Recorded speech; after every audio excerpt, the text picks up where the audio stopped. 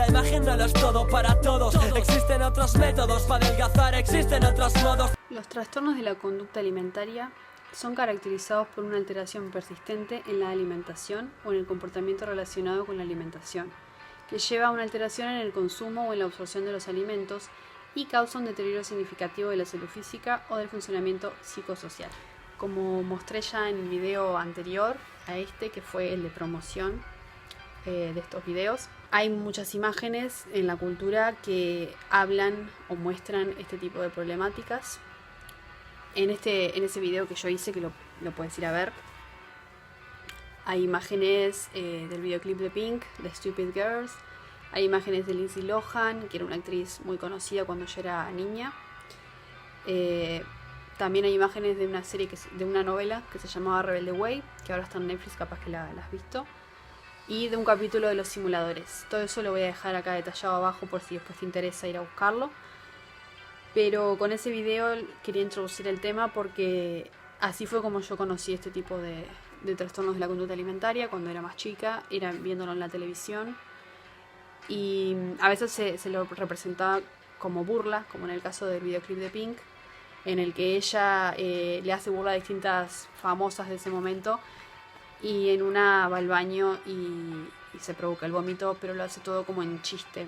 Entonces a mí la sensación que ahora me genera verlo es como que era algo que se sabía que ocurría, sobre todo en el mundo de Hollywood, de las actrices, de las modelos, por supuesto, pero que no se le daba la importancia y relevancia que realmente debería tener, que es algo que puede llevarte a la muerte. Por lo tanto, en ese video lo que quería era como mostrar que es algo con lo que muchos nos chocamos en algún momento de nuestra vida. O sea, que lo vemos, si no nos pasa, lo vemos que le pasa a otros, pero que a veces no se sabe lo grave que puede llegar a ser. En este primer video voy a hablar sobre la pica, sobre el trastorno de rumiación y sobre el trastorno de evitación y restricción de la ingesta de alimentos.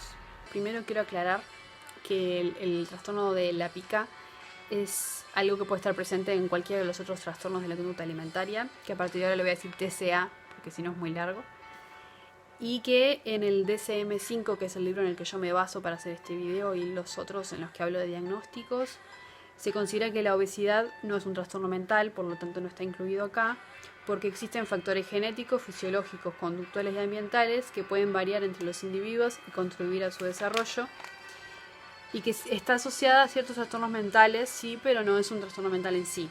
Por ejemplo, se asocia al trastorno de atracones, a los trastornos depresivos, trastornos bipolares y a la esquizofrenia. Incluso hay veces que los efectos secundarios de esas medicaciones que se toman, esos psicofármacos, que se recetan en casos de estas enfermedades mentales, contribuyen a generar obesidad, pero no se considera que es un trastorno de la conducta alimentaria. Bueno, empezamos con la pica. Este y los otros dos trastornos de los que voy a hablar en este video son trastornos que nunca había escuchado, la verdad. Son de los menos conocidos, me parece, dentro de lo que son los TCA. Y voy a leer los criterios y a mencionar otra información que también estaba en el DSM.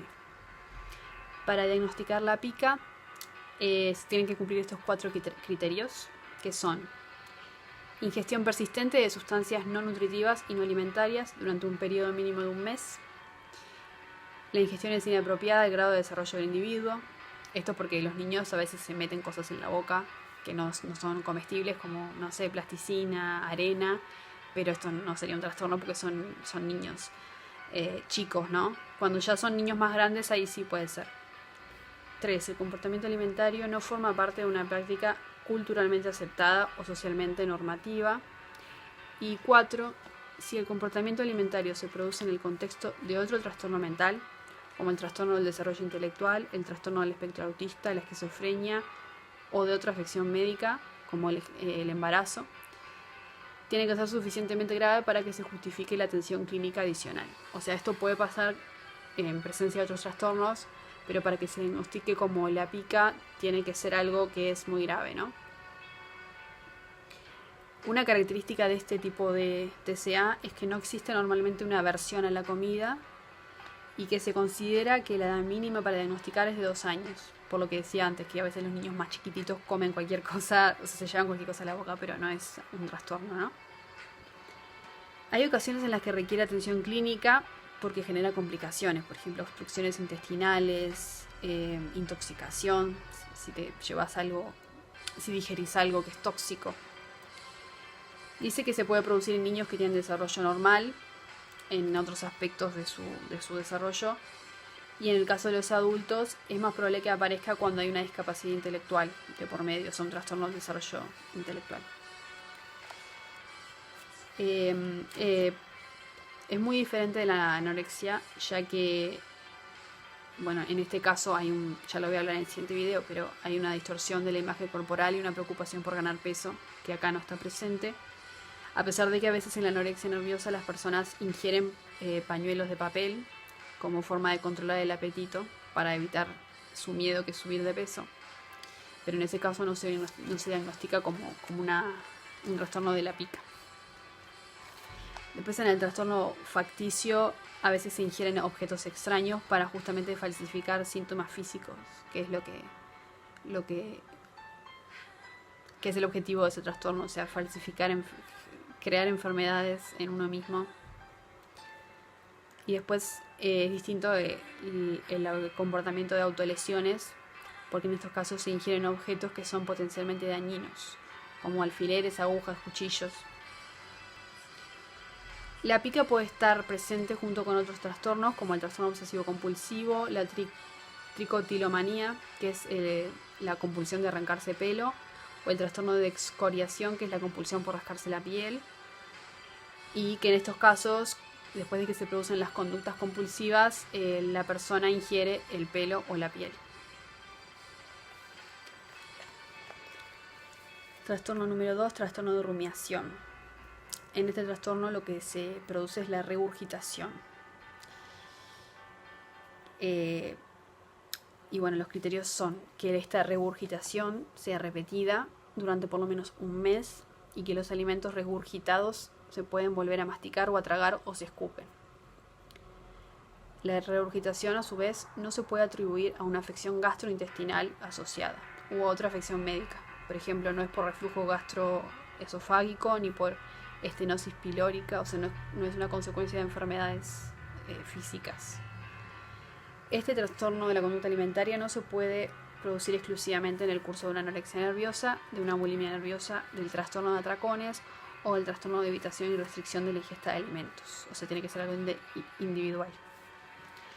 Y si los síntomas se producen en el contexto de otro trastorno mental, ya sea el trastorno de desarrollo intelectual o del trastorno del neurodesarrollo, tienen que ser suficientemente graves para que se considere un diagnóstico específico de rumiación. Acá dice que la comida tragada puede estar parcialmente digerida o no y se devuelve a la boca aparentemente sin náuseas y sin arcadas involuntarias ni desagrado. O sea, no es como en la bulimia que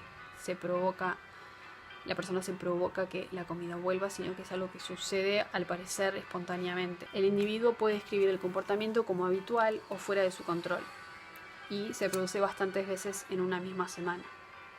En el caso de los niños, estos muestran una postura característica de esfuerzo y de arqueo de la espalda con la cabeza mantenida hacia atrás, mientras realizan movimientos de succión con la lengua. Puede dar la impresión de que obtienen satisfacción con esta actividad corporal. A su vez puede que estén irritables y hambrientos entre los episodios de regurgitación, porque consideremos que no llegan a tragar la comida, por lo que no se nutren. Por eso es que la pérdida de peso o el no aumentar de peso según el desarrollo esperado del niño son una de las características más comunes de estos niños que tienen el trastorno. En el caso de adolescentes y adultos puede que intenten disimular la regurgitación tapándose la boca o tosiendo. Y algunos intentan directamente comer frente a otras personas. Bueno, es importante descartar que esta regurgitación no sea provocada por un problema físico como puede ser la gastroparesia, la esterosis pilórica, la hernia de hiato y el síndrome de Sandifer en el caso de los bebés. Aclaran que en el caso de la anorexia y la bulimia puede haber regurgitación y que luego se escupan los alimentos para no digerirlos por el miedo que hay a aumentar de peso. Por último, en el trastorno de evitación y restricción de la ingesta de alimentos, hay una falta de interés por comer o alimentarse. Se evita a causa de las características organolépticas de los alimentos. Hay como una preocupación de las consecuencias repulsivas de la acción de comer, que se manifiesta en el fracaso justamente de cumplir con las necesidades nutritivas o enérgicas que llevan a uno a alimentarse, ¿no? Bueno, dentro de esas hay 5 hechos de los que tienen que cumplirse al menos uno para que se diagnostique. Estos son pérdida de peso significativa o fracaso para aumentar de peso, en el caso de los niños que están en crecimiento. 2. Deficiencia nutritiva significativa. 3. Dependencia de alimentación enteral o suplementos nutritivos por vía oral. 4. Interferencia importante en el funcionamiento psicosocial. Eran 4, no 5.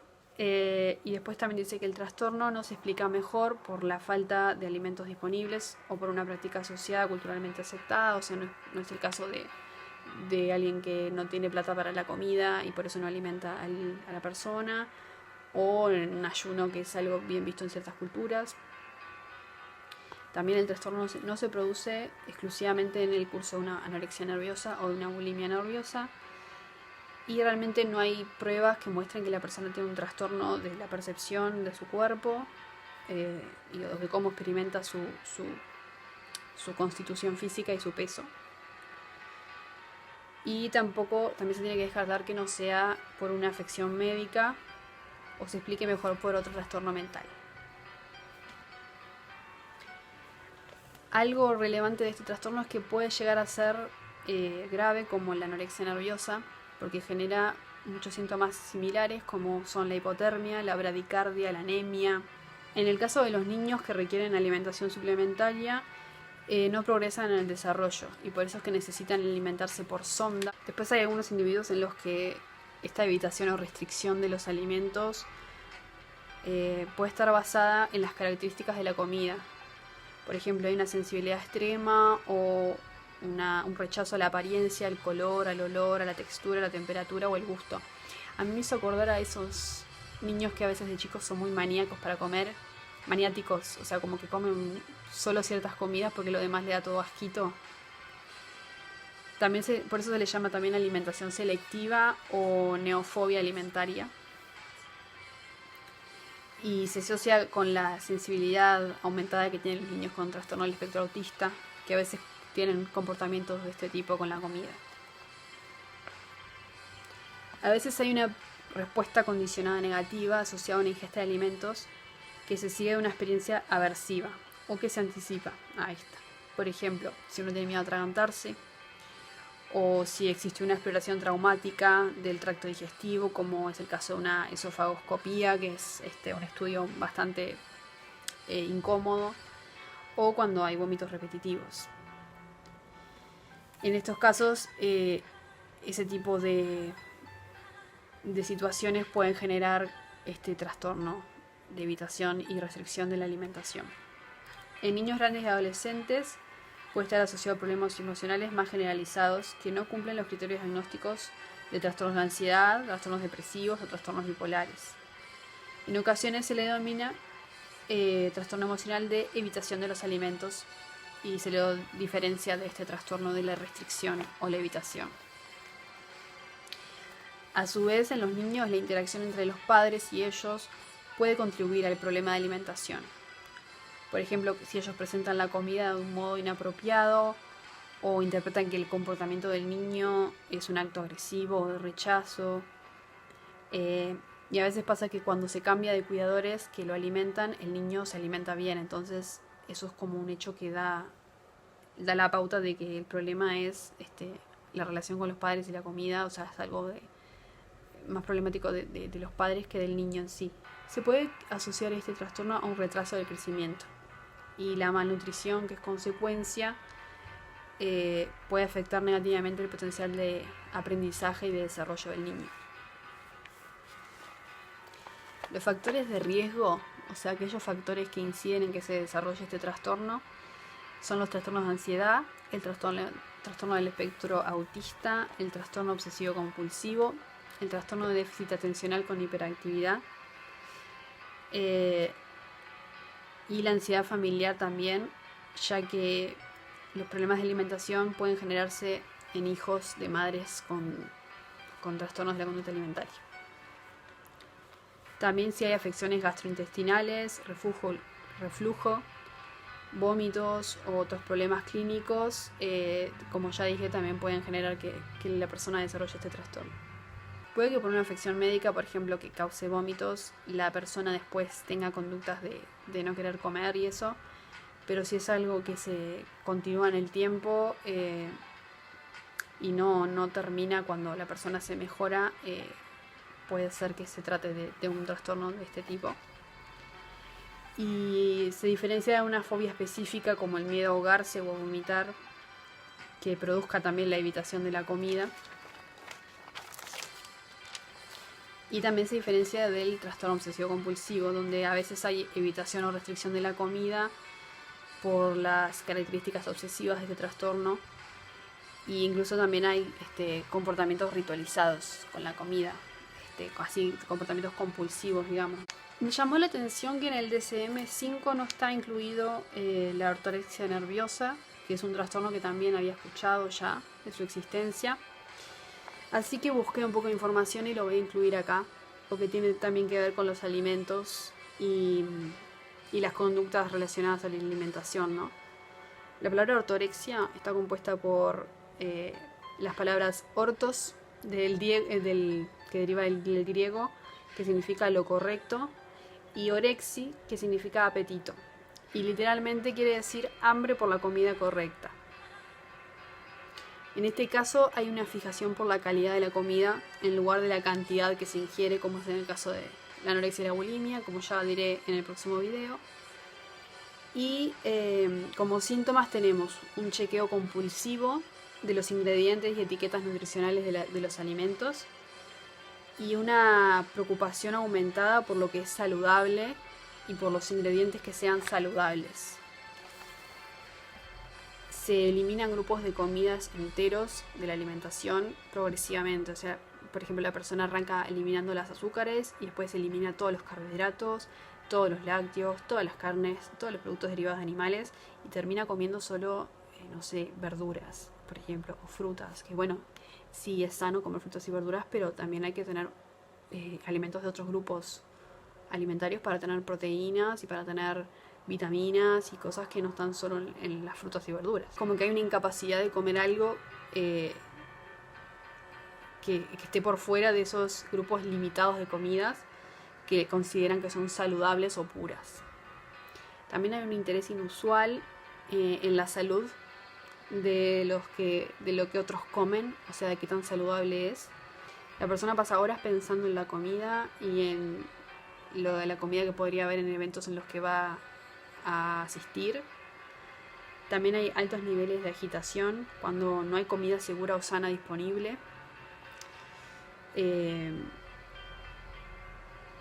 Hay como un seguimiento en redes sociales de blogs de vida saludable, en Twitter, en Instagram, como una obsesión por informarse sobre esas comidas supuestamente puras.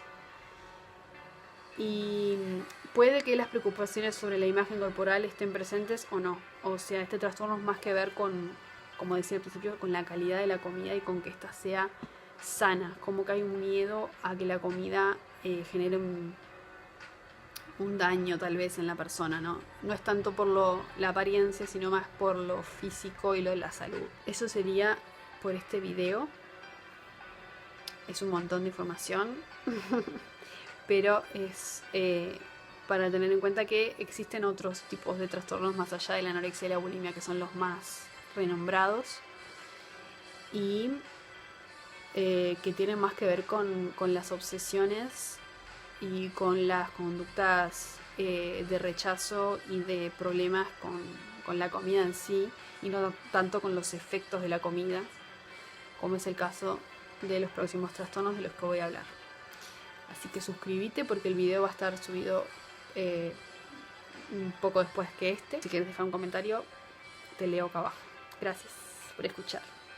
La moda es el señuelo y tú el pez que muerde el anzuelo. La imagen no lo es todo para todos. Existen otros métodos para adelgazar, existen otros modos. Voy a empezar leyendo algunas frases de un relato que me pasó una persona con la que hablo que tuvo problemas alimenticios. El relato se titula Un relato de mi vacío y dice: siempre vas a tener ese vacío, me dijo la doctora encargada de atender mis dolencias. Bueno, ella actualmente tiene problemas gástricos por los que tiene que tomar medicación porque le sangra el esófago, y eso es algo que es una secuela de tantos años donde tuvo estos comportamientos de trastorno alimenticio, digamos. Decidí siempre esconder las partes de mi cuerpo que no me gustaban. Recuerdo que la profesora de 5º grado de primaria me preguntaba: ¿por qué no eres como tus amiguitas? Ya sabes, con brazos menos gordos. Estaba consciente de que estaba mal no comer 3 veces al día al menos, pero me justificaba mis acciones recordando que si bebía té todos los días y llegaba a comer o a cenar a veces y nunca desperdiciaba comida o me provocaba vómitos, para mí en la mente mis hábitos no deberían tener un nombre. No tenía por qué ser llamado anorexia.